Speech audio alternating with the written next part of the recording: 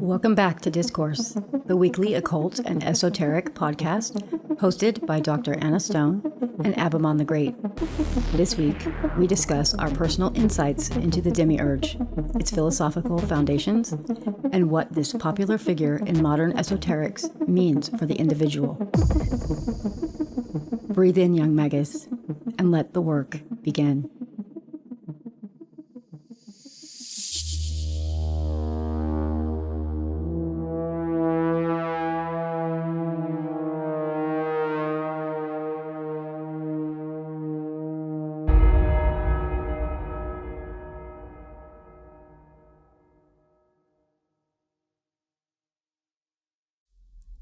In the beginning there was no beginning, only the endless, formless void.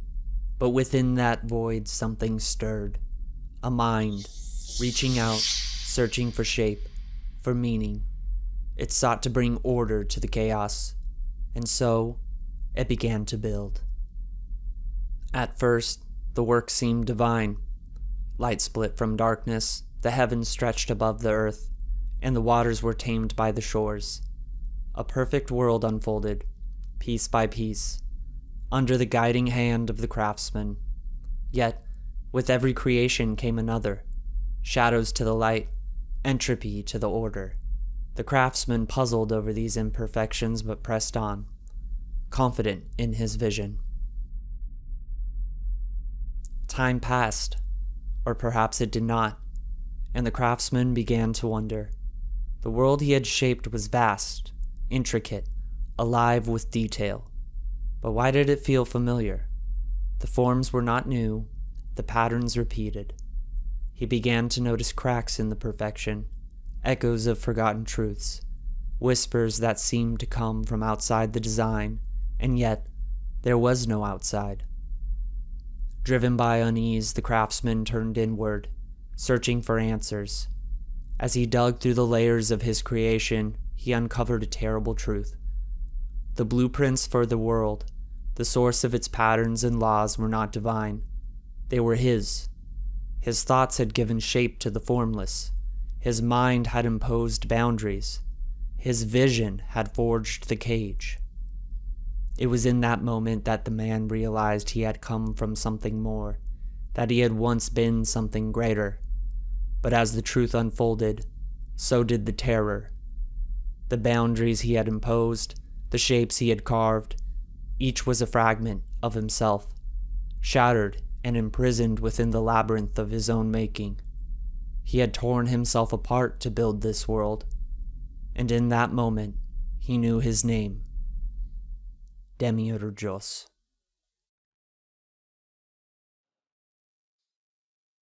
Welcome back to another episode of Discourse. We're coming off of our podcast with Rufus, Opus, and Nicole, and we said we were going to talk about online occultism, but I feel like we need to do a lot more research for that. However, I think this week we're going to go into the Demiurge, and I don't really know what got up me about, hey, like, let's talk about the Demiurge, because the Demiurge is so much not a part of my magical practice or my cosmology. I don't really pay much mind to it. But it's definitely one of those things that when I run into it, especially like in online occultism or online religious spaces, it's extremely popular to talk about. And people like to talk about its historical development. However, when I run into it amongst like magical practitioners, or maybe not necessarily magical practitioners, but people that are getting into alternative religion and spirituality, it's one of those things that always like kind of like inspires this reaction in me, because I have certain ideas about what it is, and they're usually not the same as, maybe your neo-Gnostic, your online neo-Gnostic that's running around. So I guess we're going to talk about it. I did a little bit of research for this, but I'm going to be leaning more into like personal gnosis on this thing. And this is not, I would like to say that it hasn't really been explored in my magical practice, because the way that I understand the Demiurge is that I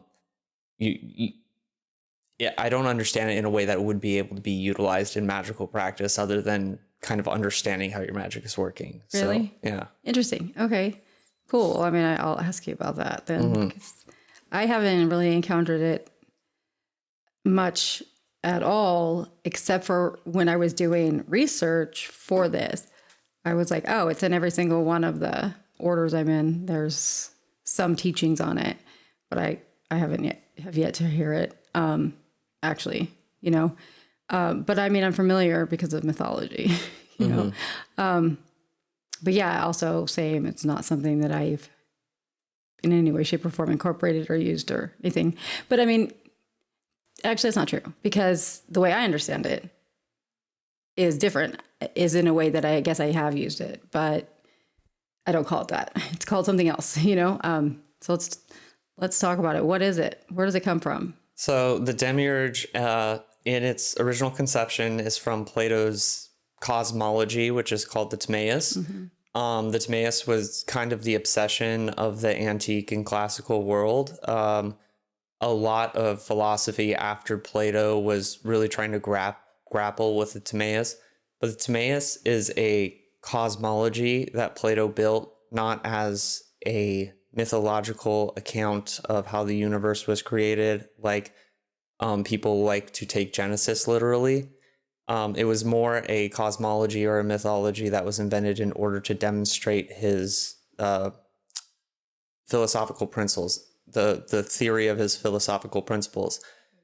And so the Demiurge in the Timaeus is not necessarily a bad god that it starts to get turned into later. Right. But it is responsible for the creation of the material world, and it's kind of an intermediary between Plato's the good, which in Neoplatonism would be the one, or in Pythagoreanism it's going to be the monad.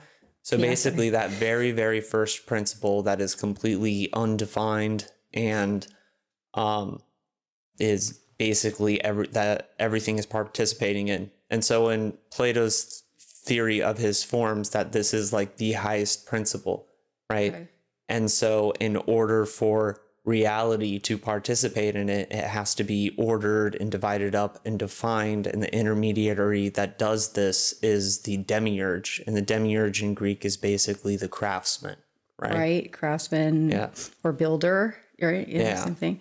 Right. But then, so that's Plato's take. But then the Gnostics have a different take, right? What's that about? Yeah. So it starts getting, I think, where it really starts turning into this kind of evil god is basically when Middle Platonists, so this would be like Philo of Alexandria and Plutarch, Middle Platonists start taking the material to be something that's kind of evil and not, like they're going with Plato's cosmology, and they're basically saying, well, the material is a decayed form of the world of forms, right? The divine. And so that's when the idea starts like shifting to, the material world is bad. And this is also because Stoicism as a philosophy is kind of taking off. In Stoicism, it incorporates in it a demiurge as well. Okay. And so Stoicism starts having an influence on Middle Platonists, and Stoics seek to kind of reject the material world as kind of debased and, not worth your time. Right. It's like the lowest level, right? Yeah, exactly. And the Middle Platonists, they basically rationalize, well, if it's a decayed form, if the gross material is the decayed forms, then you don't really want it. And then this gets taken like really far once Philo of Alexandria starts introducing a concept of a logos that is basically kind of replacing that demiurgic role. And the demiurge gets kind of shifted into this evil creator that trapped everything in the material. Right. Like, so it's a jail, like whether it's a school planet or a jail planet, right? Like that's what they're saying, that everything here, yes, in that viewpoint, is it trapped via this demiurge. For what purpose? So right now we're talking about this evil demiurge. Right. That's an aspect of like Jewish Gnosticism and Christian Gnosticism, right? Yeah. So I think the point of that, they're trying to justify like why evil exists. And so they basically start to view the demiurge as something that is basically completely ignorant, that like it's so full of itself and it has so much hubris because it tried to create a world that was exactly like the divine heavens. Okay. That it forgets that it's not the top dog, I guess. Okay. Yeah. Okay. So in this viewpoint, then there's polytheistic. Then it's like multiple gods, right? Is that the view? Because the demiurge is not the one god, right? Is that what you're saying? It's not the highest father, right? Creator God that created everything. Okay. Or is responsible for the first principles, right? Right. So within the cosmology of Plato, the good, right? And that gets translated by the Jewish and Christian Gnostics. That gets translated as like the real God, the Father, the real one, the one that is transcendent and not a part of the universe, but like outside of the universe, right? And that through this process of emanation, basically, it gets divided up until it hits the demiurge, and the demiurge and its hubris creates the material world that's completely divorced from, the divine world of forms or whatever. Right. And it's a trap, right? Yeah. Like we're stuck. We get stuck. So so basically like within Gnosticism, depending on like what school of Gnosticism, either everybody has a piece of, the divinity within themselves, or only a certain select few have a piece of the divinity within themselves and they can reassemble. Right. Yeah. But you'll see that this kind of gets infused into Kabbalah too, that the kind of soul shards or whatever within their concept of Adam Kadmon and how he's present in all people. Right. Yeah. Like so, and it's like the lower Sephiroth, right? Or lower emanations of the Sephiroth, something like that, right? Am I wrong about that? No. Yeah. It's like a fractured world soul. So you can see Platonic cosmology getting into Jewish mysticism and that kind of. And then Hermeticism, what was their take on it? So the demiurge is most important in Hermeticism in the Poimander, so the divine Poimander, and that one is more of an ambivalent demiurge. It's responsible for ordering all the chaos. So that was kind of Plato's, or the early Platonists' original conception of the demiurge, right? And so it was this intermediary that ordered basically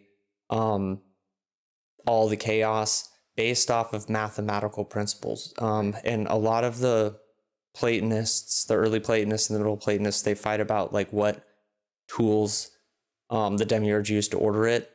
And because Plato was in their eyes, a secret Pythagorean, and he was a lover of geometry, they believed that geometry and ratios were the tools that the demiurge used to order the chaos into math. Fucking math. Into the material world. Yeah. I mean, I could see that. But so, I mean, and this sounds like a pretty pessimistic view, like from the Gnostic perspective anyway, like that we're just trapped. That's one of the things that, that's what gets up my, gets a rise out of me in online conversation about the demiurge. It's like when you see the threads posted about the demiurge, or you run into, the neo-Gnostics on YouTube or wherever it is, it's a very nihilistic worldview. And the worldview is based in interpreting the demiurge mythos and demiurge cosmology from a literalist standpoint. Basically, if you are not looking at what the demiurge represents, if you're not looking at the symbolism of it and how it relates to you as an individual, right? Then it's taken as this like literal evil entity that exists outside of yourself that has put you in a prison. Right. And then, yes, you're... Fun times. Yeah, exactly. And then you're able to just like point at, the world's ugly, like look at all... rife with struggle and strife and... pain and suffering, right? And but don't they like? Is it which belief is where has the concept that some other higher being is going to come and like elucidate us and like free us from this like prison? Is that Gnostics or is that Hermeticism? I can't remember. No, so both Gnostics and Hermeticism place the onus on the individual to basically free themselves from the prison. And so I think in Hermeticism, it's through practicing, I believe it's 12 of the Hermetic virtues. Okay. So those would be like the Hermetic equivalent of the 7 Christian virtues or whatever. What are those? Huh. What are the 7 virtues? Oh, I don't know. I don't know. Yeah. I absolutely don't know. Okay. So. But then so the Gnostics themselves, they believe that you can escape it through basically the cultivation of these virtues, but the gnosis, right? Like the awareness. And so then this kind of ties into the allegory of Plato's cave as well. Okay. So what Plato's cave is describing is that process of gnosis and becoming enlightened and getting out of that cave, getting out of the material world and seeing the world for what it really is, right? Okay. Which is? Well, okay, so it's interesting because the prisoners that are in the cave, as they start to slowly escape the cave, they keep getting blinded by the sun as they're slowly making their way out, right? Mm-hmm. So it's this, it's like you've been in the dark so long that the light hurt your eyes, right? Yeah. I mean, that's like a metaphor for a lot of stuff, but yeah, okay. So that's interesting. So I think like one of the problems here though is that, and it's I don't see much gnosis within neo-Gnosticism, right? Because it's, what do you mean? Well, so I guess like the gnosis is the actualization or the realization of the self and its role within the spiritual hierarchy or, the cosmos and that kind of thing.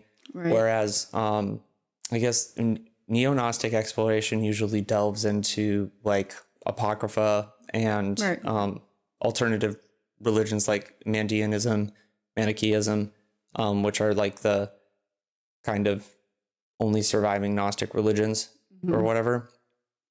And so one of the things that you see within like neo-Gnostic culture is that the gnosis is tied to knowing these alternative histories and alternative mythologies, but there's not a lot of probing into like what those actually mean for the person. What it looks like internally or personally. So you don't see, so that process of enlightenment, right? So like we can think of gnosis as, which is like built into the Western esoteric tradition and built into the occult framework.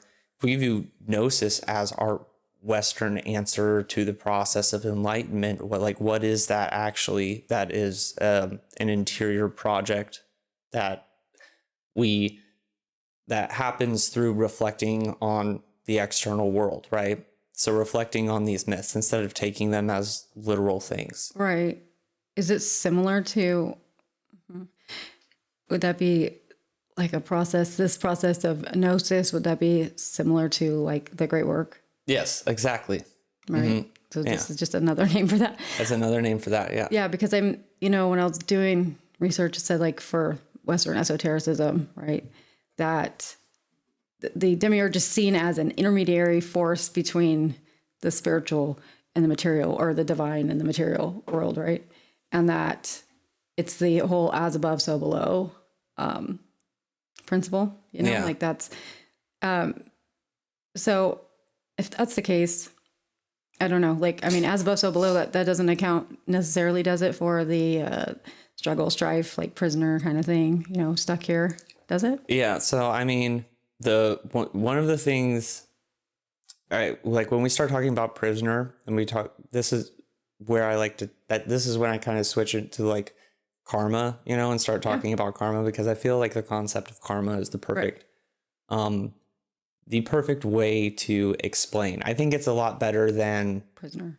Yeah, well, yeah, I think it's a lot like when you understand the concept of karma and karmas, I think it internalizes a lot better than you're trapped in the material, right? Because you're trapped in the material can be taken extremely negative. Yeah, like Yeah. yeah. I mean, that sounds like trapped is that's a word that means that you're like at a disadvantage, that you're stuck, that you cannot leave. You know, like those are those aren't good. So within karmas, basically the process of removing your karmas, which would be the process of escaping the prison, right? Okay. The prison of the material, is releasing your attachments and your aversions, right? Attachments to what? Exactly. Attachments to what? So this can get pretty extreme, right? I mean, yeah, because like, let's be real. We live in a society that requires money to get by, and you need to have things in order to survive. And like, this world is not conducive to a material-free existence. It's not. Like, you know, that's what happens when you have no material items, right? It's not good, typically speaking. So how do we balance that? Like, how, if this actually is a thing that we need to be considering, then how do we balance that? Well, I think the best that you can do is what you can do right now, right? Right. So, I mean, remove as much as you can, you know? However, it's like, this is why I kind of think that mysticism is almost cheating, like monks, you know, like mystic monks that go live in a cave for 20 years. That's like, yeah, it's because like you don't have a family, you know? Yeah, like, I mean, that's the other thing. It's like, we have to be attached to our family. Like, you know. So the thing is, like where I stand right now, I know that, you know, I will always have certain attachments, you know, an attachment to my child, right, an attachment to my job. But what I can do is I can eliminate the other attachments, right? Like my attachment to certain emotions, or my attachment to certain ideas. Or maybe it's more like an attachment to a preconceived notion of an outcome of something. Yeah. You know, like maybe it's a more like your desire to micromanage your life and control things at like, you know, the molecular level. Yeah. Of making sure everything goes exactly as planned. Maybe that's the attachment, because people from the dawn of time do not like the unknown. Nobody likes it. Nobody likes to not know what's going on. You know, nobody likes to be like kind of in a state of limbo. And so we're really attached to these outcomes. Like we go to school and expect a job. Like you know what I mean? Like there's so many things like this. So maybe it's more of like just kind of going with where things take you. I don't know. You know, maybe so that's hard. I think for the occultist and for the magician, and like one of my favorite alchemical quotes comes from the Porta Alchemica, and I say it all the time. It's the Tao of the sphere is no use to the blind. And the Tao of the sphere is basically that cross, the cross in the circle, right? That is the mundi. That is the earth. However, if you see in the Timaeus how the Demiurge creates the earth, he takes two strips of ratios, right? And one he lays vertical and one he lays horizontal, and he wraps them around in a sphere. And so if you can imagine that process, there's a Tao right there, right? Okay. And so the Magus is representative of the Tao. So this is kind of like the gnosis of the Hanged Man card. The Hanged Man is the one that's like inverted. Yeah. This is why I absolutely love that card, because I like it too. Yeah. New perspectives. Because it's like that is the line that the magician crosses. The magician is the worldly person. Their head is in the world, but their feet are in the heavens, right? That is the magician. Whereas the mystic's right side up. His head's in the heavens and his feet are on. Oh, interesting. Yeah, I see that. So I think that when we are looking at the demiurge in terms of like us as occultists or us as magicians, right? That demiurgy, basically what we're performing, right? However, demiurgy is not just the magician. It is all humans. Yeah, because it's everybody. That struggle with limitation, ego, duality, right? Like, because if it's a god, but yet it's flawed. Yeah. Those things are kind of contradictory, right? Like from our typical viewpoint of this all perfect So being. that is what leads to, like, there are hundreds of years. I mean, from, post-Plato Platonism to Middle Platonism to Neoplatonism, hundreds of years, guys are fighting about, well, how could God be perfect if the world is imperfect? And that's what necessitates this intermediary, which is the demiurge, right? And one of the things that you don't really see... Convenient. Yeah. Well, I mean, and this is what splits into all these different concepts. It splits into the idea of the logos. It splits into the idea of Christ as the logos. Yeah. Yeah. This splits into the demiurge is a bad guy. He is the Old Testament God. The Old Testament God. Yeah, that exactly. One. Yeah. Then there's the more ambivalent, like the demiurge is just, the craftsman and the intermediary or whatever. Right. Which is the original Platonic and the Hermetic understanding of what the demiurge is. Right. Yeah. I mean, but like, what if so I have I was thinking about this, and because I just finished that program in consciousness studies, right? And we were talking a lot about in quantum field theory, quantum mechanics and physics, and cosmology. What if it's the simulation theory? Like, so what if it's simulated? What if that's actually what we're talking about? It's like, the creator of the code. Yeah. This is all simulation, right? That would bring, I think that's probably the most likely, right? If it's at all anything. Because that, for me, like that solves it, right? Because it's like, okay, you start a code and then you let it kind of go itself and then have but it's pre-written. It would have to be pre-written. So the logos there would be the code or whoever wrote the code. But in that case, then that means everything's predetermined, that there is no free will, right? Only the illusion of free will if it's pre-written code, right? Yeah. Wouldn't it be? Well, yeah. I mean, if everything was one, right? Right. Yeah. I mean, how would you escape? Would you find glitches in it? Get some admin level access to hack your code, right? Like hack the code to be able to obtain the gnosis that you need to cycle out of here or something, right? So, like, I don't know. I think the whole simulation theory kind of, like, when I was reading about this, I was like, this kind of reminds me of that. Like, where it's just like this idea that there's something in control, that controlled the start at least. And now it's kind of on this offward path, because it's not perfect. This is definitely, if we're going by the idea that God is a perfect being and it created Earth, there's some problems. There's some fucking problems with it. So can't be. Or maybe that is perfect. Maybe that's what it was intended to be. Because so I think maybe there's an arrogance here with people saying, well, if God's perfect, how can this happen? How the hell do they know that this wasn't the intended outcome? Oh, yeah. Well, it's normally people trying to grasp the concept of evil, right? The concept of decay, the concepts of suffering, right?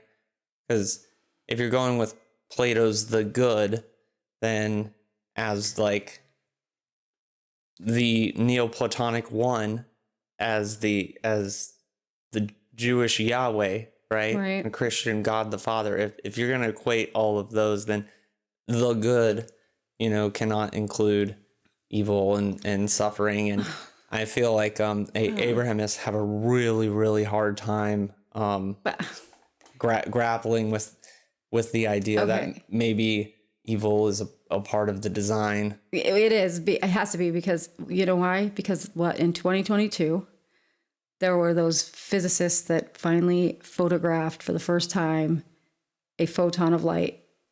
Right? Photon. And what did it look like? The yin yang. Oh, yeah. Exactly. Like the yin yang symbol is the actual image that they captured. And they weren't expecting that.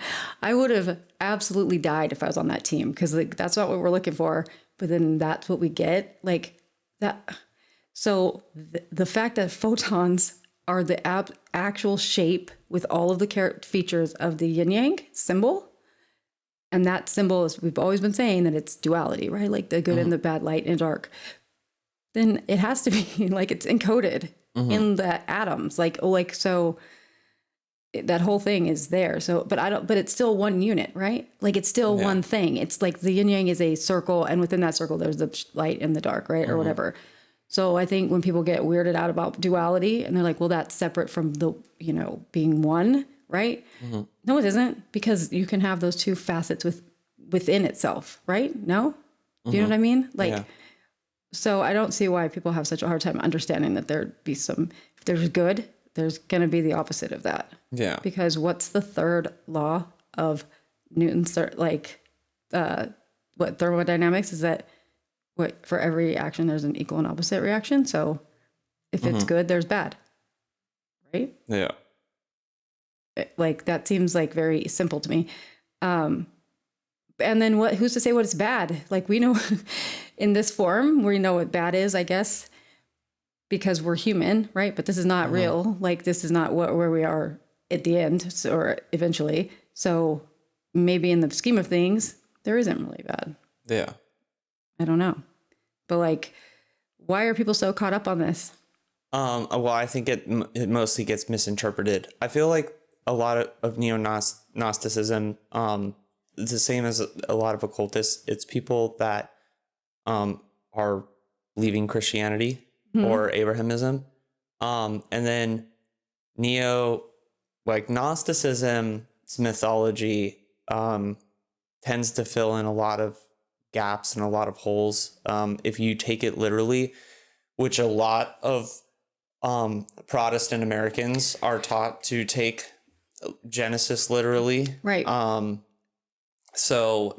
If you can take the Gnostic cosmology literally, the Demiurge literally, then it fills in all those gaps of, well, if God is real, then why do bad things happen? Or even the atrocities that happen in the Bible that are committed by the God of the Bible himself, right? Yeah, that old book is violent as heck. Like it is, and it's always weirded me out, like why it is that we take some of it literally and then the other part we're like, oh, that's not what it really meant. I think you really, really have to be able to discern what parts of the Bible to take literally, what parts to take historically, and what parts to take symbolically, mystically. The biblical literacy is not something that is taught to religious people. Okay, because I'm pretty sure that I think written and read words in the Bible are supposed to be directly from the mouth of God. And I believe that you're told that you're supposed to take those literally. And those are the worst ones. Like they're the worst ones. Like stone your children if they backtalk you. Like crazy shit that. Yeah, but if you look at the multiple author hypothesis, you can train. Oh yeah. Like you can learn which parts of the Bible are coming from a trained religious priest that is trying to dictate a legal system to a theocratic society. You can take which are mystic pieces of literature from a mystic practitioner. You're able to discern those parts of the Bible, right? But, no, and then you're able to see what. Well, you are if you have biblical literacy, right? But people don't. Yeah, but people are not trained in biblical literacy. They're trained in black and white thinking, and I think this is one of the things that drives me nuts about Gnosticism. And even as somebody, I hold Abrahamism very near and dear to my heart. I love those religions and respect those religions so much. But one of the worst things that I think came out of them was dualism. So I feel like dualism is like the mind virus that got introduced into Western society because it's trained the Western man to think in these dualistic terms. And so there has to be some kind of reconciliation. You either have to throw religion out or you have to overlook and commit a lot of double think in order to in order to get over these the problem of evil and the problem of suffering.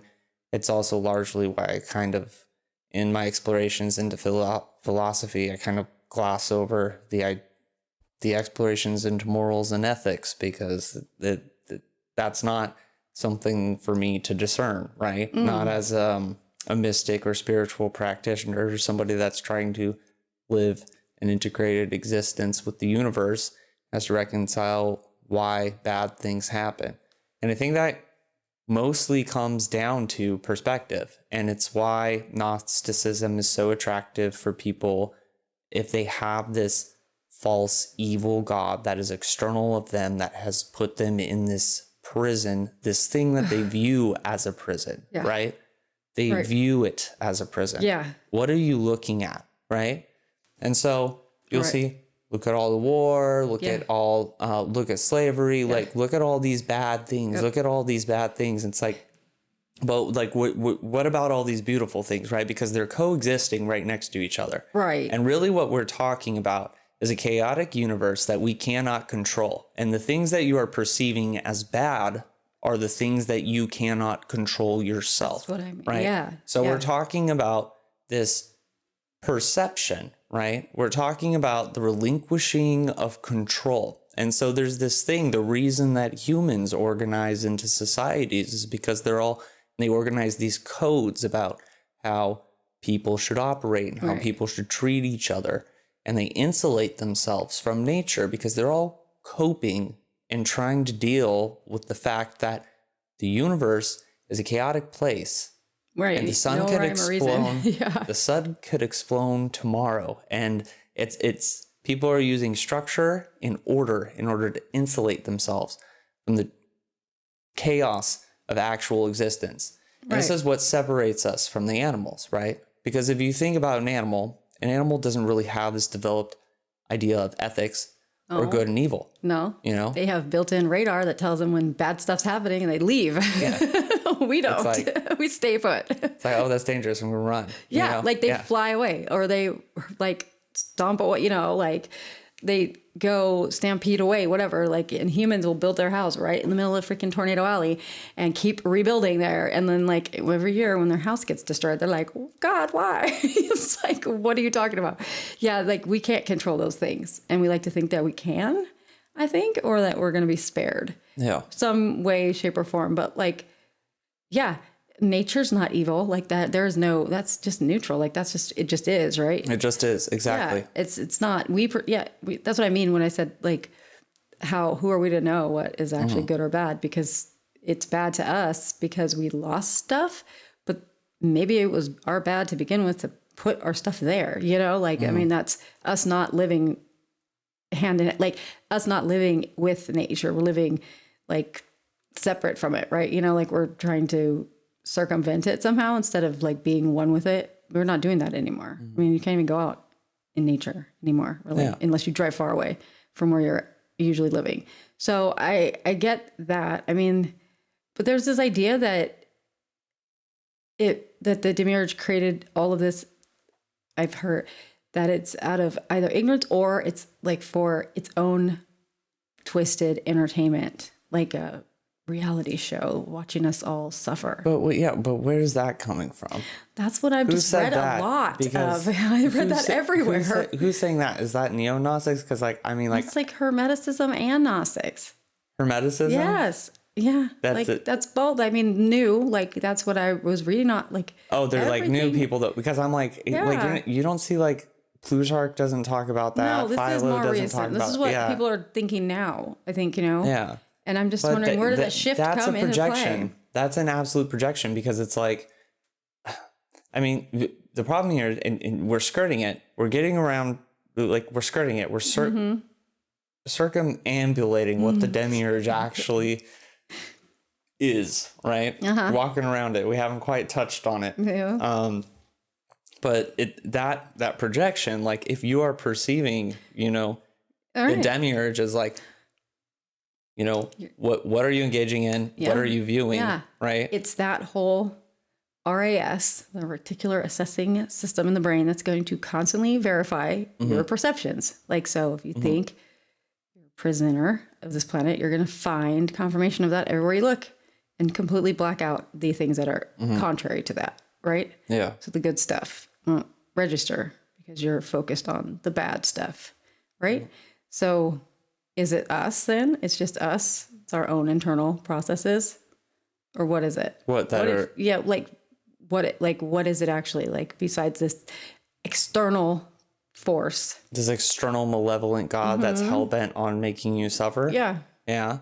Well, what? Yeah. Okay, so let's think about it. It's this intermediary, right, between the sensible and the intelligible, right? So this perfect realm of ideas and this material plane that gets ordered, and it's this intermediary that has to order those ideas and express them in the sensible world.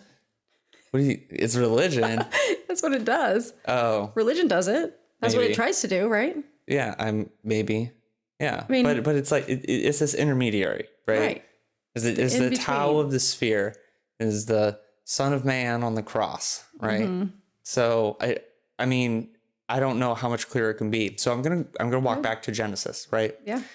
When we were talking about what happens with Adam and Eve in the garden with the tree of knowledge and the snake, right? And what we know about the snake, as an ancient symbol, it kind of represents eternity almost, right? The Ouroboros. Yeah. Yeah. So if we're talking about this eternal nature tricking the feminine principle, right? And so like what have we talked about in previous about, the anima and the animus in previous podcasts? So what is Eve representing there, or what would the Gnostic Sophia be representing? Right. And so if we can associate the Gnostic Sophia with the Kabbalistic Chokmah, right? So the wisdom principle. Okay. So we're talking about the subconscious amorphous, right? Yeah. And it's eating from knowledge. Okay. So what we know about knowledge is knowledge happens when Chokmah is channeled through Bina, which is understanding, right? So if you have this amorphous wisdom and then you have to order it with understanding, you have to lay down in order to give it this form, and then you have knowledge. Okay. So this is the process of, how God emanates the universe into creation with the Kabbalists. Right. This is the process of when something comes through you, like when you are creating, when you are participating in creation, this is the process that you are going through, or where you are bringing something in to understanding. This is the process that you go through, right? So if you talking about the subconscious mind eating from the tree of knowledge, now we're going to take a step back into Terence McKenna and John Allegro, where they place a lot of emphasis on humans becoming humans and civilizing themselves because of the development of language, right? Right. So if we're going to take the development of language as this kind of, these are the symbols that we start organizing and ordering our world through, right? And it starts to begin to filter us.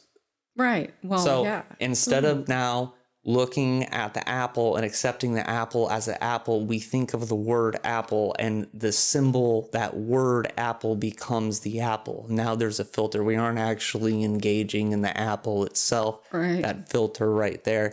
And then that gets categorized. The schema of an apple. Yes. And so we're beginning to order and organize, right? Right. So when Adam and Eve eat from the tree of knowledge, right? If we can take this as the development of language and the ordering of our worlds within our conscious mind, right?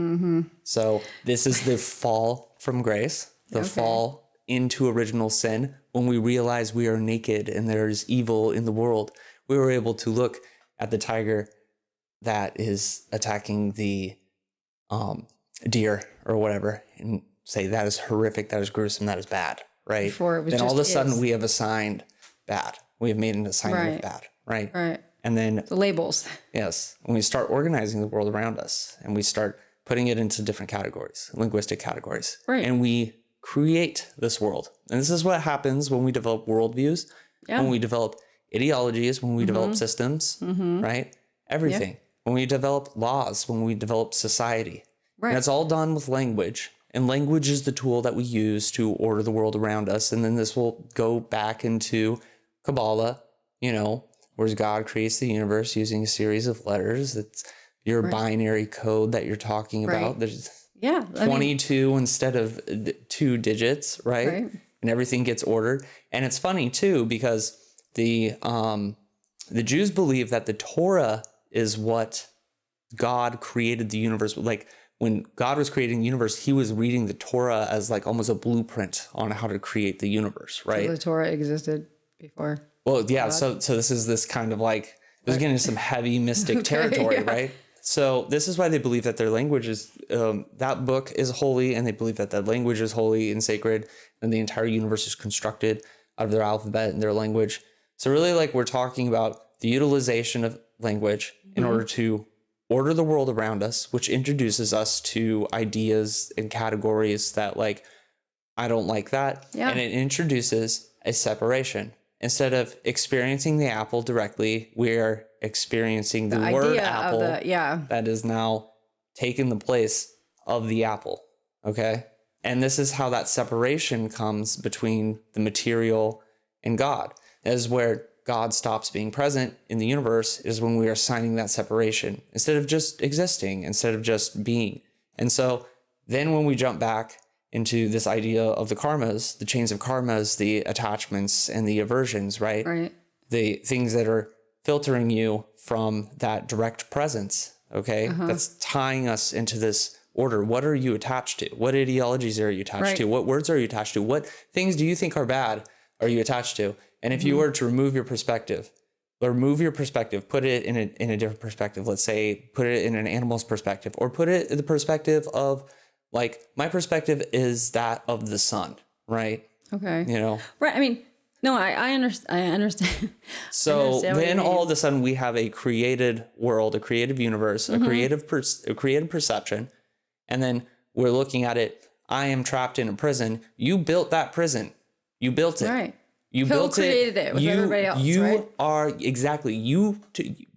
brick by brick, word by word, idea by idea, label by label, by label. Ideology. You constructed that prison. Yeah. That the world is bad. That existence is bad. True. Instead of just existing in being. Yeah. No, it's true. Like, because let me just say that when I had my, like, I don't bring it up a lot, but it's true. It relates to so much stuff that we talk about. Like, when I had my near-death experience, there are so many things I experienced during that time that I cannot put in words. I cannot. Like, I can see it in my mind. I understand what it was, but I cannot share it with other people because there's no language for it. And it's not like I don't know how to say it. It's like, even if I don't know how there could be words to possibly explain it, right? So, but it made perfect sense, and very easy to understand in that form, right? But now, like, I can't, like, it's not possible. And so there'll be stuff, there is stuff from that experience that I have never told anybody because I literally cannot, and I would love to. It's like, I feel like it would be better to just put my hand on someone's forehead and, like, you know, like, push through that, like, understanding somehow. That I think that's easier, like, to be done than be able to articulate it in words. And I think as we're talking about this, I think that now I get why, because that's one of the things that it can't take away. Because if I was able to label it, it would take it away. Do you know what I mean? Like, because it would delineate. You'd create a definition. You'd create a separation. Yeah. Right. And so you'd be, you know, what you had was an experience where you were one with everything and every iteration of yourself, and that you experienced that. I did. The second you start delineating it, then all of a sudden you were. But that's not even like, that's true, but it's not, because it's like, it was so much more than that.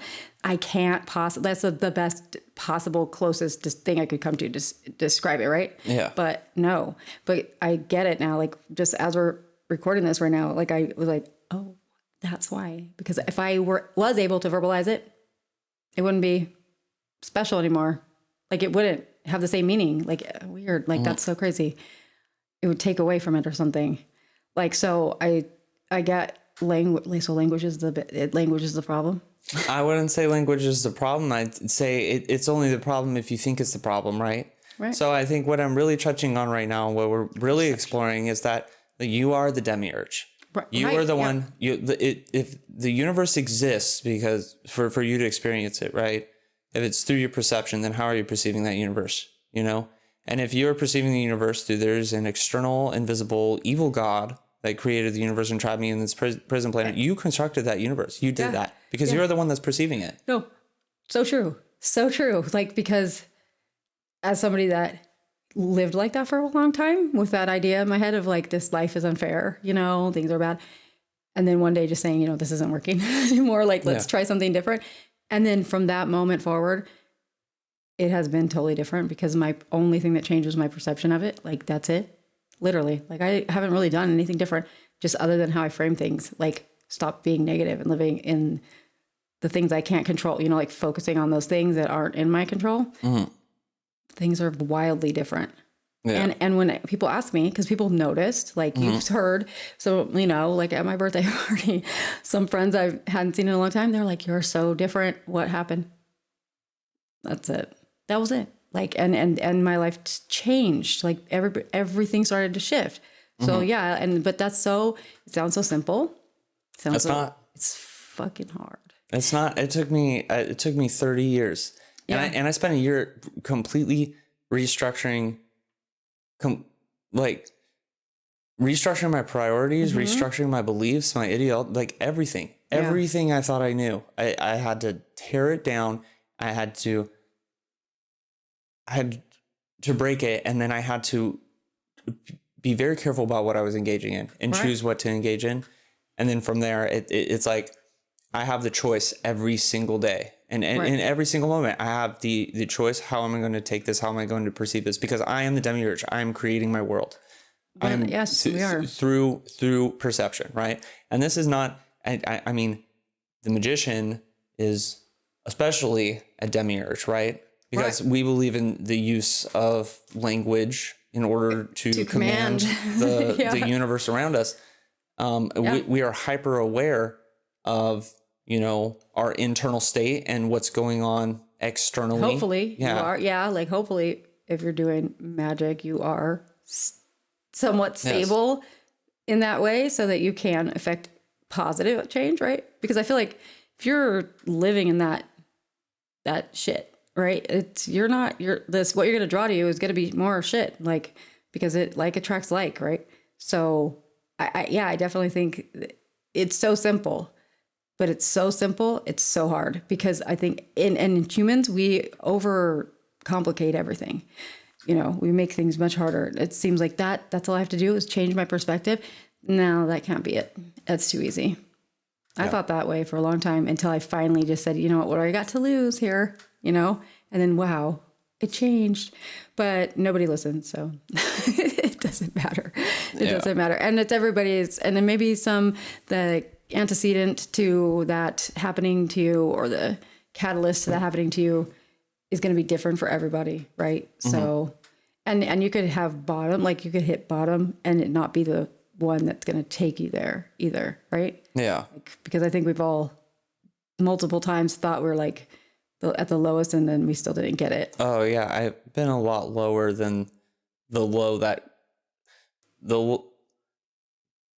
low when I completely like reorganized myself and when I was broken, right? When I was completely shattered, when I was completely broken, and I just finally let everything happen, right? Yeah.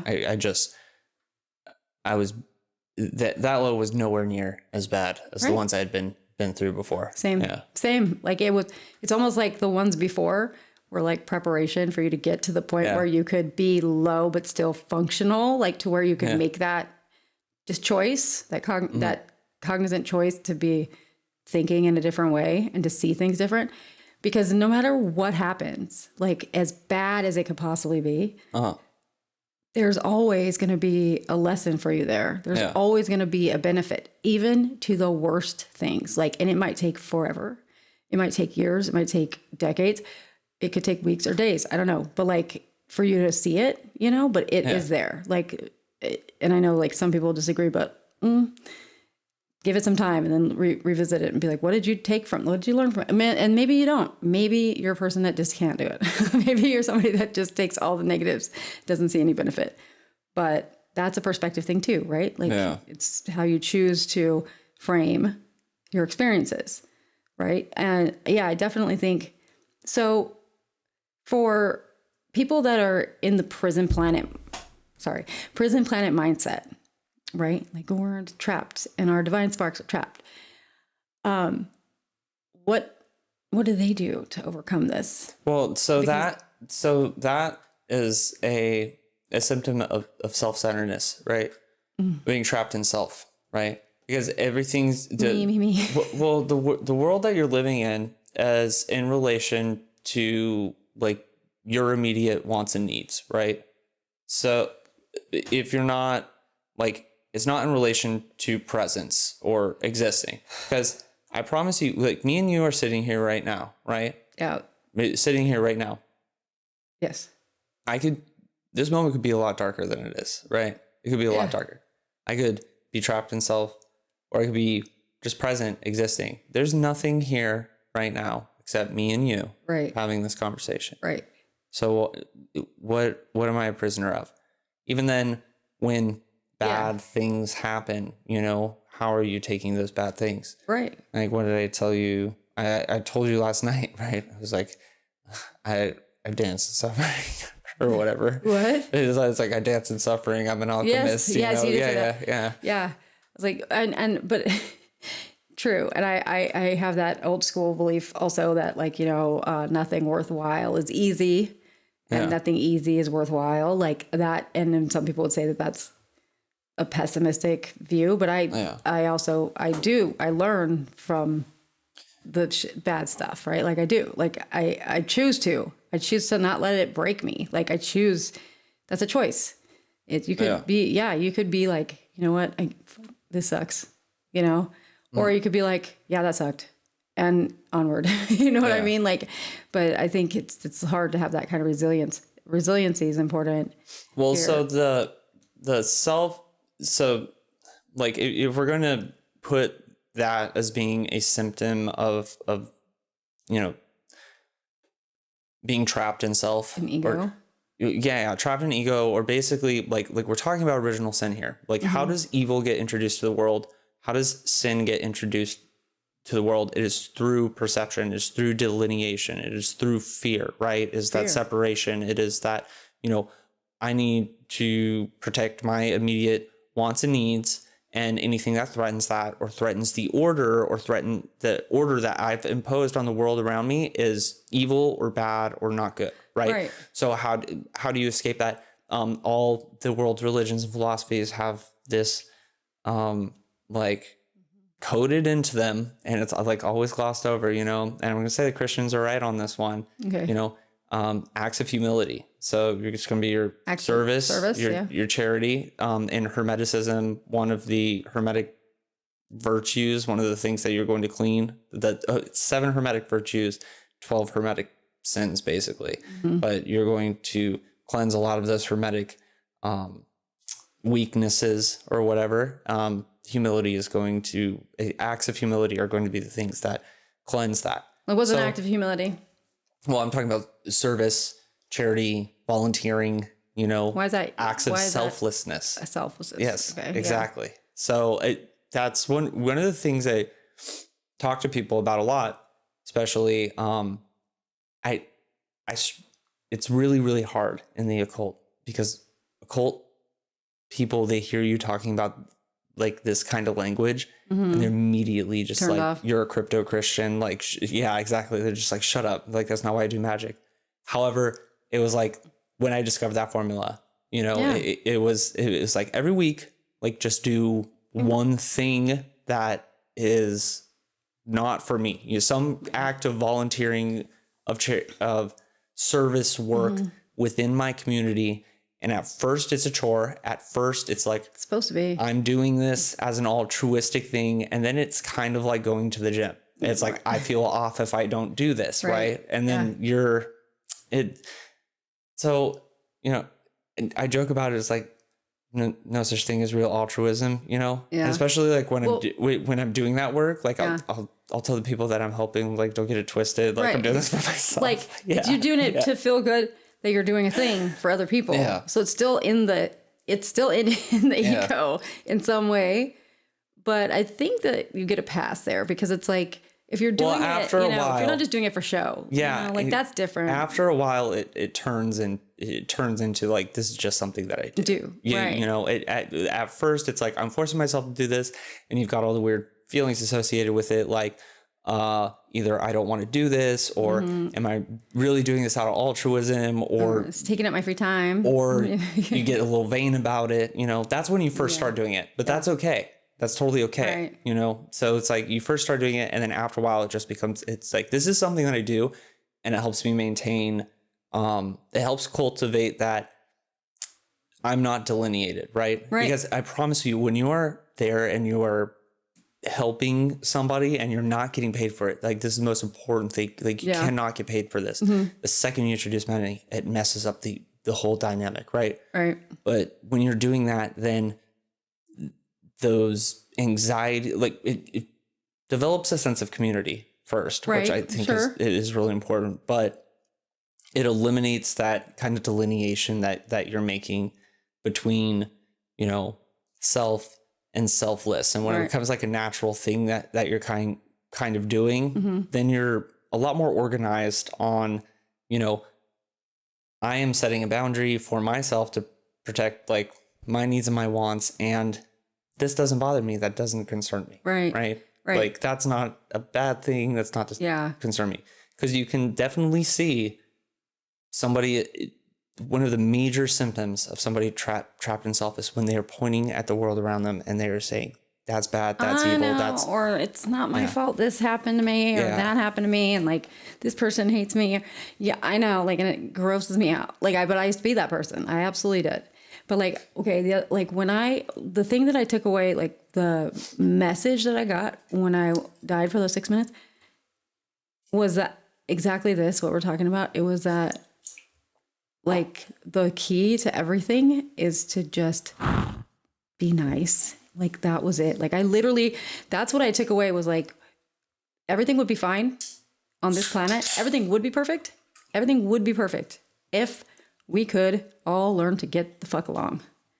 But we cannot. Like, people cannot let things go. Like, they can't see past the veil of separation and difference with other people, whatever religion, orientation, race, whatever, you know what I mean? Like, all of those things that are just these masks that are fake, they're not real. Like, we're all exactly the same thing underneath all of it. And like, if we could just all get along, like, and we can't, like, there's just people that are just too stuck in the self, right? Like, they can't just, even though that's what's preached in the Bible and all of the other religious books, it's like, be nice to your neighbor. Like, nope, can't do it. And it's like the simplest thing, right? Like, it's like, just be nice. Like, it doesn't bother, it doesn't concern you what someone else's religion is. This is the difficult thing about it, because like, if you are in that state, you don't, like, everything is perceived as an attack, right? And it's really, really hard to recognize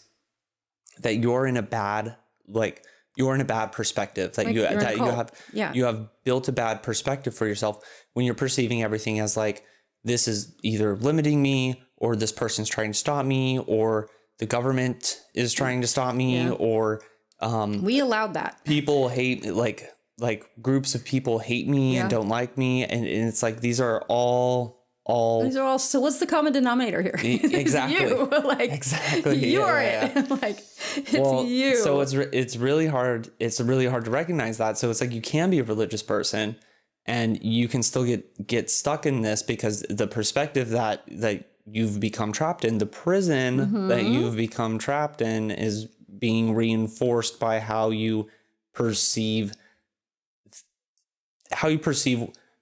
threats to your sense of self. Right. And so the cure for that, the cure to escape that is to get out of yourself. Exposure therapy, Get out of yourself. Yeah, you got to do the things. You got to be around the things you think you're scary or you don't like.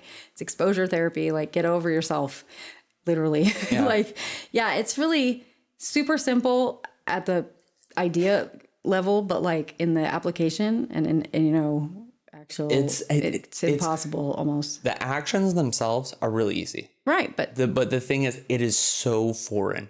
like setting that up to where you are like, you were like, oh, I'm going to, I'm going to call, like, I really don't like my mom, but I'm going to call her today and I'm going to see how she's doing. And I'm going to ask her and I'm going to listen to her problems, Yeah. like, no.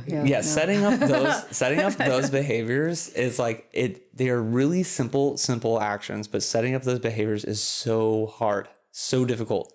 But that is like, it is those random acts of selflessness, right, that take you out of self, right? And you'll start noticing too, because you'll find yourself slipping back into that perspective, that this prison planet perspective, right? Of like everything's out to get me.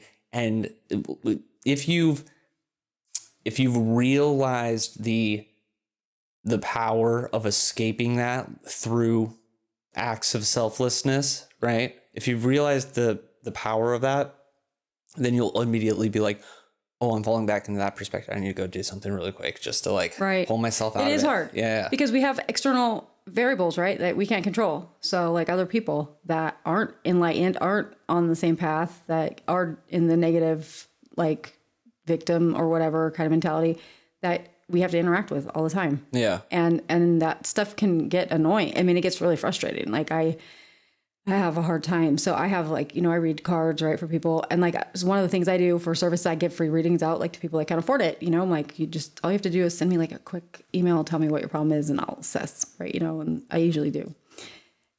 But like what I can't stand is when I get the ones that take like advantage and keep asking the same questions about the toxic situation they've created for themselves, and then refuse to hear it. Like when they come, you know what I mean? You know how people do this, right? Like this is very common. People are constantly in the same cycle patterns of toxic stuff. And then they're like vent to everybody they know. But then never take any of the advice that anyone gives them. And then they are wondering why they're still in the same spot. It's like that kind of stuff can really weigh on you if you're like trying to escape that, like to have people like that around, Oh yeah. It's really hard. You gotta, how do we deal with that? How do we, if we're trying to still be in service to people, right? How do we? Well, okay. So I think this happens between people with your same bullshit, right? Yeah. Yeah. Yeah. So like me and you, we're the exact same type of nuts, right? Yeah. So, like you got to find that you got to find those people that understand your bullshit, right? Yes. And like, so I think, yes. So I'm not going to talk about that. I'm just going to lay an example, right? Let's say you've been incarcerated and you have a soft spot for inmates, right? Yeah. Just go down there and fucking talk to one of them or something, right? Yeah. Or like that battered women. That's what you're talking. That's what I'm talking about. Yeah. You go. Yep. That's your act of selflessness. Yeah. However, but okay, that being said, that's where it gets so frustrating, because when you do that and you meet with people and you've overcome that aspect of yourself that was like, putting you in those positions or whatever it is, or like wherever you have like a soft spot for whatever is going on, it's probably because you've experienced it, right? And you can talk to and from and about those kinds of wounds, right, to people so that they know you're not bullshit, that they can relate to you. But then, you do that. And then there's always that one that's just like, just continually doing the same things. And you're just like, oh my God. Well, I think, so I think it's difficult because you don't want to. So this is because if you're talking about within your friend circle. No, like strangers. If you're talking about within your friend circle, that's when you run into becoming an emotional sponge and enabling people, right? Right. But I mean, I'm talking about random people too, but they will come back because they feel they have a connection to you because you understand, right? Because you've been there. Yeah. But then they're doing they're like, how did you get out of it? And you tell them, and then they just don't hear it. And you see them continually putting themselves in bad space. That can weigh down on. So how do you separate yourself from that? Like when you run how do you establish boundaries? Yeah. I'm bad at that. In case you didn't know. Boundaries are hard. I'll give him 2 chances. Only 2? And if he messes up a third time, I'm just gonna say, sorry, man. Like you like hit me up when you're doing better, you know? Yeah. Just like that. Do chances. Okay. I give way more than that. Yeah. Unfortunately, I think I need to cut it down. So if the demiurge or the simulation are imperfect, right? Yeah. Or malevolent, what does that mean for our understanding of morality and purpose? Oh, I cannot talk about morality. Okay, fine. I know. Okay, it fine. is the like I drive people up a wall Oh, I have. when I talk about morals. I know. It makes them so mad. Yeah. I'm so mad, dude. I understand where you're coming from completely, but I know like you most do. people don't. Yeah. Yeah. I can't talk about morals. No. Okay. We'll skip that. How about just purpose? What do you mean purpose? Like if you purpose in life, like, you know, if it's malevolent and imperfect, right? Are you malevolent? My whole thing that I'm getting at here is that you're the demiurge. No, I know that. Yeah, no, exactly. I get that. You are the totally demiurge. Your understand. conscious awareness is the demiurge. Of course it's us. Like, It is the thing that orders and builds the universe. Yeah. Yes, our own. It's because that's how everyone, and that is perfectly. That explains perfectly how everybody has a different perspective of the same things. So right? then, So then, are you malevolent? Good point. I mean, no, I'm not, but that's Some the question people people need to ask themselves, right? Is that why like an angry person lives in a world of anger? Yes. Yeah. Because they are malevolent demiurge. Yeah, they're creating their own. Yeah, they're the Eight of Swords. They're the Eight of Swords. They're trapped in their own. So then, prison. if you were created by an evil, angry Old Testament God that trapped you into a prison planet, what is that saying about the world that you built? Who built that world? Yeah, right. Because you are the angry. Yeah, but 9 out of 10 people don't get that, right? You know, I mean. Well, yeah. So this is why I say there's no gnosis and no Gnostics, because if you like you go into Gnostic, like neo-Gnostic circles online or whatever, it feels like you've just walked into hellfire and brimstone, like because it's Christian you're group or something. abdicating personal responsibility for your own suffering and misfortune onto some external force that you can't control, so that you can feel better about yourself. It's just like being a bully and bullying other people. It's like you're putting out what's bothering you onto something else. It's the same concept. It's just this immature, like very human way of thinking, right? I mean, so free will, right? Free will, is it real? Do we have free will? That's so hard. I can't brush that. I don't know about that. I don't know. I have no idea. I think we have the idea. I think we have the illusion of free will. So I think if you're talking about what delineation is, right? Like if you're talking about that, you know, if everything is one and the only thing that's separating the one is that you're creating arbitrary perceptions in order to give things form. Right. So then something like choice it's within a finite amount of things. Yeah, it's just like a groove. So it's like it's the microcosm. Like, so each one of us is a microcosm of the macro, right? Like, so we're all just doing our own little worldly experience, but that's just so as a whole, we have the whole picture, right? Like that's what it is. It's like the Russian nesting dolls kind of thing. It's like within itself. So, okay. So like, you know, in like antiquity, there's many stories of civilizations that have been wiped out at a point of, for some reason at some point in time, right? And they're always talked about in mythology and stuff as these very illuminated societies, right? Like, you know, that's when they get cut out, right? Do you think that the rise of AI and quantum computing could be interpreted as humanity approaching its own demiurgic power? Yes. You know, and like creating the nest, because we are, what you're saying is we're creating nested simulations within the whole, right? Yeah. Like each one of us has our own little world, how we perceive everything and how we frame things. And that's our own little nested simulation within the simulation, right? Or within the world, a world within world, right? So is that what's happening? Are we finally getting to the point where like, are we headed towards, you know, like so this brings me wiped out? I really, I think this is the only time I'm gonna do this, but What? there's this show Westworld. Have you ever seen it? No.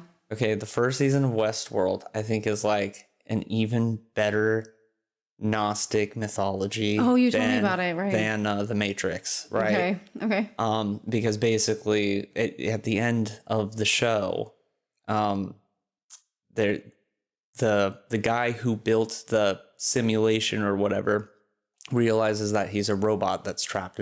Like, he built the simulation so that he could upload his consciousness into this robot, and then the robot's trapped in the simulation and completely forgot that he was the one that created the simulation. And so it's like this complete meta kind of like mind fuck that happens here. But it's like it's the demiurge trapping himself in his own creation and forgetting his divine nature, right? Yeah. Which is what we as occultists and magicians we're trying to go back to, and we're realizing, like, what we're realizing is our divine nature, like what we actually are, right? We are a piece of it. We are demiurgos trapped in our own creations, right? And then so when you start getting into what is that called? Transhumanism? Yeah. When you upload your consciousness into the AI or the computer or whatever. That happens. I saw that when I died. I saw that happening. Did I tell you that part? I saw that all. Oh my gosh. I don't think I've ever said this before on camera. Okay. Because it sounds too weird. But that is one of the things I saw. I was like standing up somewhere looking down, and I saw all this, like a conveyor belt. I'm not joking. Like, it was like a fucking conveyor belt of people that had just died that were going into this line, and they were going into a I don't know what. It was like some light thing. And I knew exactly what was happening. And their consciousness was being uploaded into the mainframe, quote unquote. But they didn't their memories weren't lost, you know what I mean, to them, but they were just processed through this thing. And it was like uploading all of their consciousness into the cloud. Like, I don't even, those are my earth terms for it. But like, and I saw that, like, I actually saw that happening. And it made perfect sense. Like, I was like, oh, that's the collective you know what I mean? That's what that is. And I mean, I literally saw that happening. That, you know, that was the only aspect of that entire situation that I could have possibly brought from the other side, like, over, because I knew about, like, collective unconscious, right? But other than that, everything else was completely unique. But like, okay, so if we all have this, so in Gnosticism, right, like, there's the divine spark is trapped, but not extinguished, right? It's still there, and it's like our job to uncover that little flame, like that flicker of divinity in us, right? And to understand it. So, okay, so in simulation theory, I have this idea that perhaps when we start to uncover our intuition, when we start to have like our spiritual awakenings or whatever, that is our like cue that there's this, that the divinity within us is real, connected back to source. It's like the starting of that unfolding of the pathway to that. Do you know what I'm saying? Like, because, you know, some people say that they are not intuitive at all. They've never had any kind of weird, you know, pop of information or anything like that, you know, and then some of us have. I wonder if that's because the ones that are having it are maybe more on that path, like closer to realization of it. Maybe. You know? I'm not sure. I don't know. I mean, if it's AI though, like, then what? Yeah, so like within Gnosticism, I mean, there's a large section of Gnosticism that believe that there are people that can't do it. That they're just I believe that too. Incapable of it. I do. I absolutely. That they don't have those sparks or sparks. Oh, they don't have the spark at all? Yeah, they don't. Yeah, well, yeah, okay. They're basically they're automatons. Yeah. Right? No, I think that those people are existing too. I feel like I know a couple of them. They're just life soulless people. I cannot justify that. I mean, I'm a person that believes that planets have spirits. No, I believe that. So look, it's like Earth's still, of course it is. So it's like it's like if I am a magician and I believe that, like, basically there are spirits in everything, right? In everything. Okay, maybe not a soul. Then I can't. Maybe a lower vibrational spirit. Soul. I don't know. Intelligences for sure. Sure, right? But I mean, Well, or they're robots. They're avatars. I mean, if I believe that I can talk to a gas giant, right, and get instructions from its spirit, right, and that the spirit of a ball of gas floating out there in the middle of a void. Yeah. I mean, a ball of gas. Yeah. I'm just kidding. Stop. For real though? If you're going to assume that space is real. If we're going to assume space is real, okay? Look. NASA straight up lies to us. Like, it's true. I'm going to say it. Like, they're full of shit. New. Okay? It's no. They make up those pictures. None of that shit's real. None of those nebula that are beautiful and colorful are at all like that. That's not true. Like it's like open up any of those images from their direct website, right click it, and it'll say freaking goddamn Photoshop right there. And it'll show all of the edits has been done. It's maddening. Like, I was so mad when I found that out. Like, in case y'all didn't know, I'm not lying. Look it up. They make it up. Because it's allegedly gases, whatever elements that are out there. We don't fucking know. We're so full of shit. But like, let's pretend that we're, flying through the universe on a rock planet, 75% water, being held down to it by an invisible force field called gravity.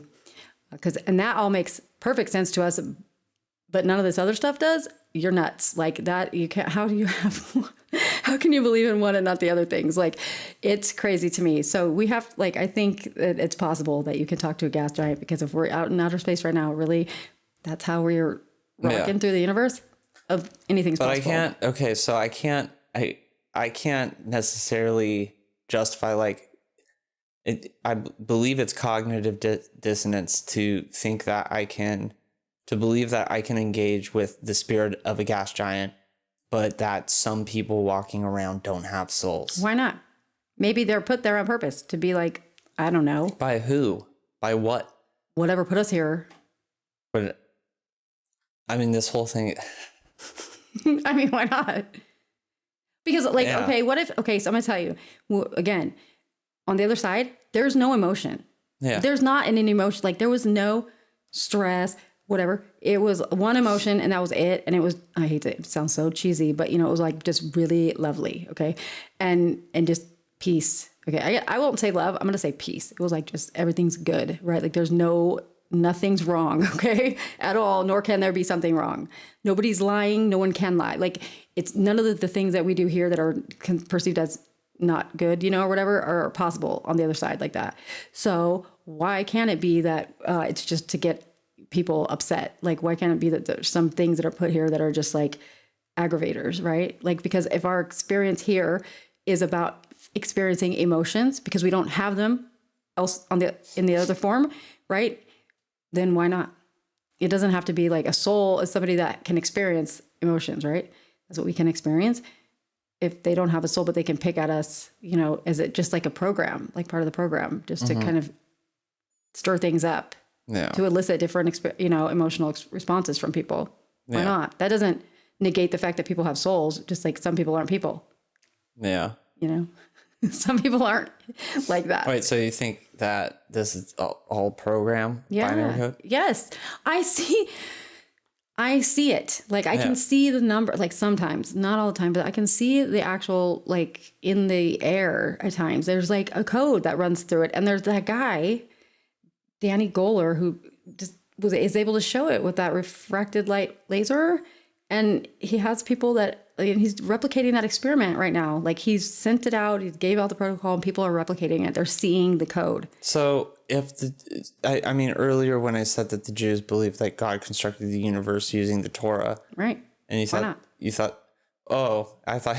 what? Well, I'm just saying, like, isn't like the Torah, thing? Like, I don't know if it's the Torah, but like something, like some numbers. Yeah. Like, no, I'm just saying, aren't those like the same things though? Kind of. I guess I just think that, what they're saying is then like that book existed concurrently with for always or forever. Like, how? Let me pull up the quote. But yeah, that would be great. Yeah. So but gnosis, understanding. I don't know that we can really understand that we are part of that we are divinity ourselves, because again, I experienced it firsthand, but as soon as I came back here, it was like, okay, I experienced that, but that's not real here. You know what I mean? It's real there, but not here. I think that the filters are so heavy that it's going to be really hard for people to actually get it, you know, because I mean, because if it were true in a literal sense, we would like poof cease to exist once we realized it, right? Because we wouldn't be part of it anymore. But that doesn't happen. Yeah. Or does it? So this is Genesis Rabbah 1:1.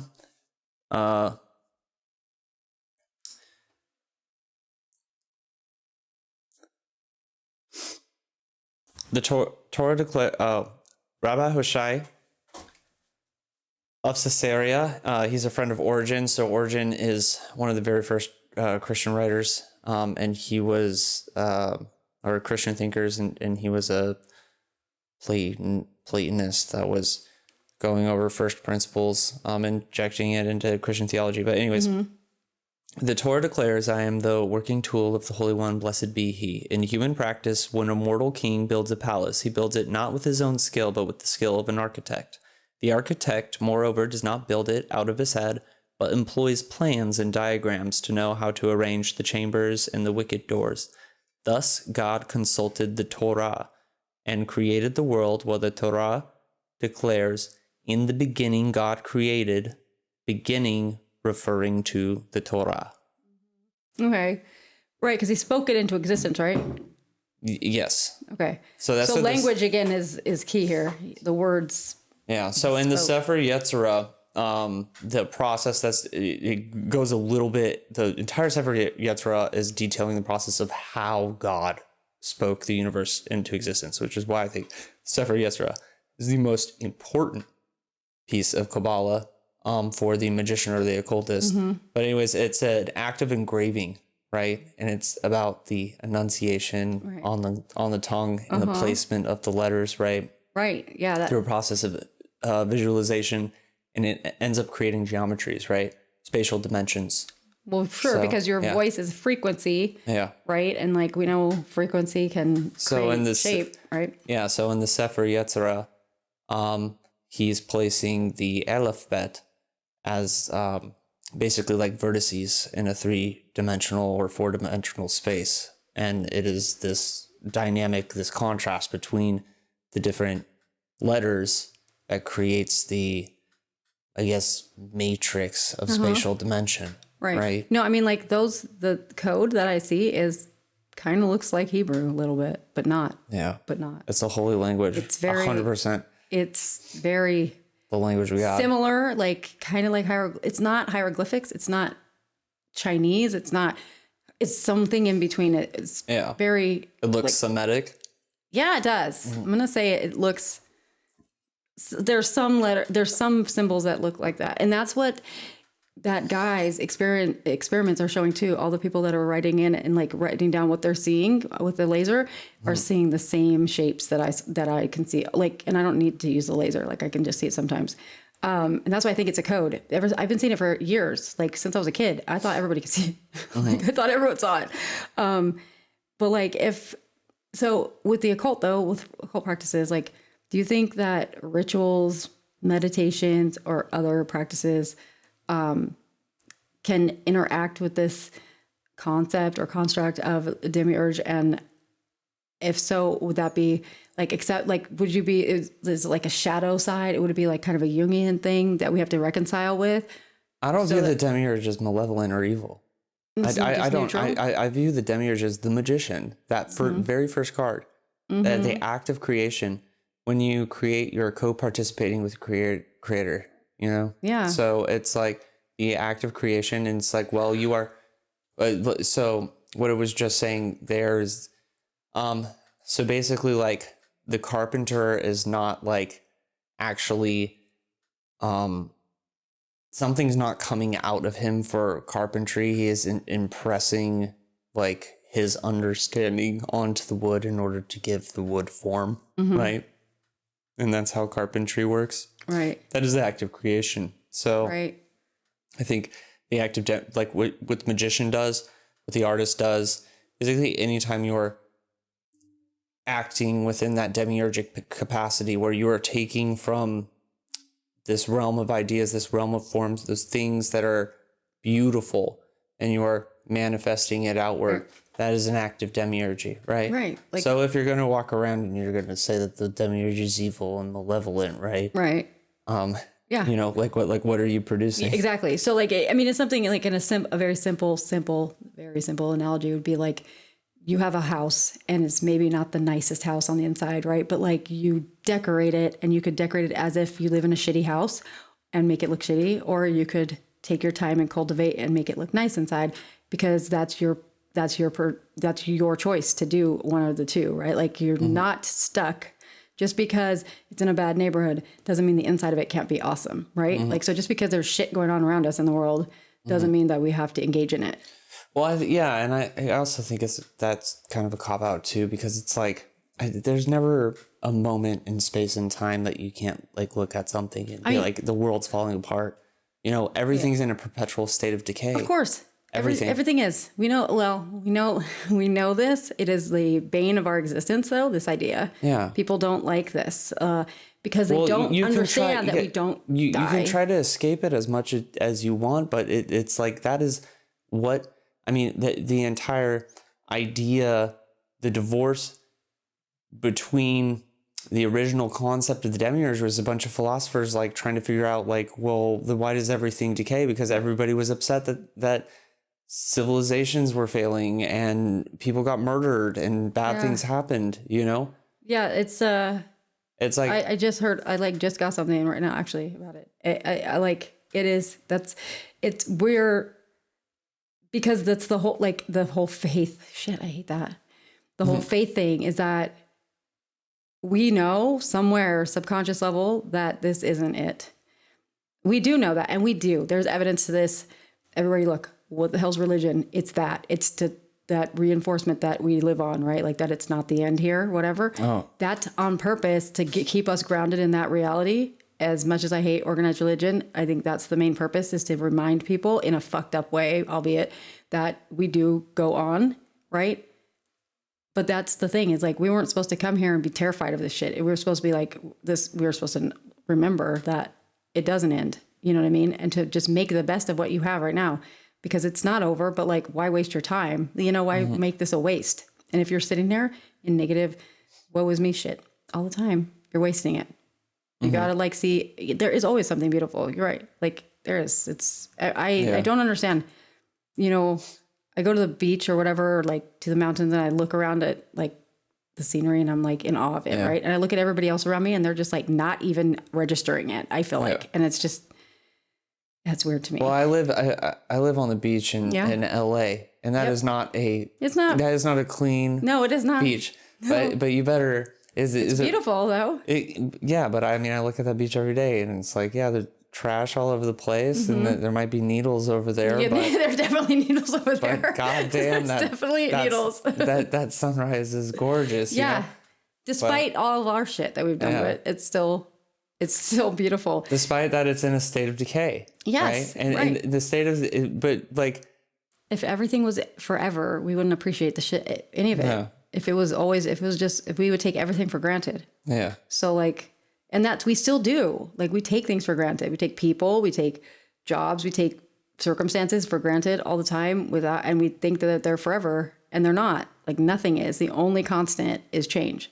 Yeah. That's the only thing that's ever the same, is it's always going to change, right? Mm-hmm. So, I mean, if everything was eternal like that and we didn't see it actively dying in front of us, we would have less of an appreciation for it than we already do. So then, and there wouldn't be being. There would be no being if there was not that separation, that delineation, that decay, right? Mm-hmm. Because if everything was just an eternal, amorphous one with no limit, then what? No boundary. There would be no experience. None. That's it. I mean, we're supposed to be experiencing it through other, right? It's the universe experience itself through us, Yes. right? So that's the other thing I saw. Or God is that experiencing everything himself. yes, because that's us though.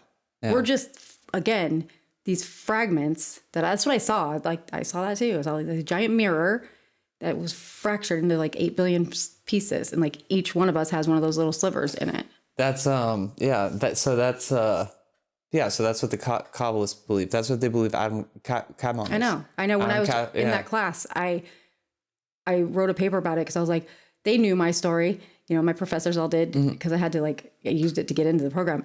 They were like, my one professor, Chuck, he was like, I know you were going to take this class. I know it's going to resonate with you. And then as he was teaching it, you know, like he was like, Anna, do you know, I know you can resonate with this because it was literally describing, like it said in one of the books we're reading, God is a Verb.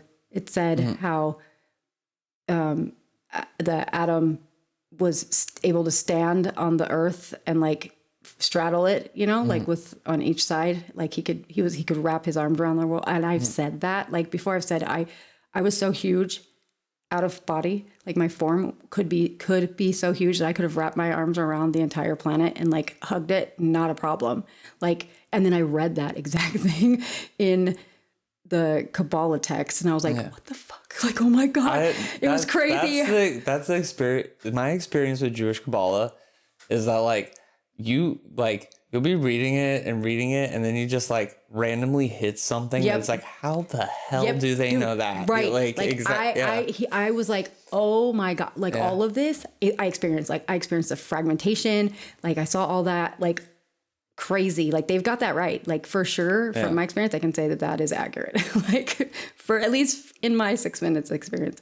But yeah, like so I think at the end of the day, we're supposed to be embracing, ideally, right? We're supposed to be embracing the things that we don't like, and finding out maybe why we don't like them so that we can reconcile those things so that we can reach a point of equilibrium and be present and be connected. Understand the process of demiurgy. Understand the process of creation. You are demiurgos. You are demiurgos. Yeah, right? we're like giving you literally the answer right now and no one will listen to it. Like everyone's going to be like, that's nonsense. So it's like you delineate, like you create, right? And you don't, it's not just your art that you create. It's not just your trade that you create. It's your perspectives. It's your ideologies. It's the world that you live in, right? And so if you are looking at a part of the creation that is imperfect, you have the power to work on that, right? You are the craftsman. Yes. So, and I have like a tip. Okay. I'm going to give a tip out, like for once. So if you are somebody that wants to change up the way you're viewing things, right? And you don't know how to go about doing it. There's a real simple thing you could do is you get in the fucking shower. Okay. Get in the shower. And as you're showering, like just visualize all of the shit that you want to not be like thinking about anymore, or like focused on, or all of those things that are whatever's negative dripping off of you and going down the drain, right? And like see it as a symbolic kind of cleansing, right? You know, and then when you get out of the shower, like remind yourself that this is a new paradigm shift. Today it starts here, and then go forward. That's it. That's what we do, right? Like we can start that way. It's easy if you need a starting point. You know what I mean? Just like one little thing at a time. Start small because it's harder than it sounds. All right. Well, that light just went out. Yeah. I've had 3 lights go out in the past 10 minutes. Are you serious? I think, yeah. So, wow. So I think interesting. that's kind of telling us that we need to stop. Time to go. We have pressing issues to work on, Dr. Stone. We have experiments to run. Yes, we do have some experiments to run tonight. Yes. Yeah. Excited. Exactly. I'm excited too. I'm so excited. Yeah, I feel like it's going to work because I've been all day getting stuff. Yeah? Yeah, you know, I've been weird all day. Yeah, you have been weird all day. Very strange. What's been happening? Oh, okay. Yeah. So all right. We'll see. Yeah, no, this is going to be good. Anyways, thank you guys for joining us again on an episode of On the Demiurge. I'm hoping that you guys got some insight. I cannot stress this enough. You are the Demiurge. Yep. You are the Demiurge. And you're not going to hear it. You can watch a million of those YouTube videos about the Demiurge, and they're going to tell you all about how he became the demiurge, or what Gnostic gospel, or why you should be upset about it. And it's like, we're sitting here, we're telling you, this is the gnosis on it. It's you. You're the demiurge. Yep. All right. So man is the demiurge. All right. Yes. So, Yeah, okay. all right. Thank Good you night. guys. Good night. You've been listening to Discourse, where we venture into the mysteries of esotericism, the occult, and the depths of spiritual exploration. I am Abammon the Great, joined as always by Dr. Anna Stone, bringing the insights of both practitioner and scholar to guide your journey. Remember, the path of wisdom is illuminated by both knowledge and experience, and each step brings new discoveries. Until next time, continue your exploration and stay attuned to the unseen.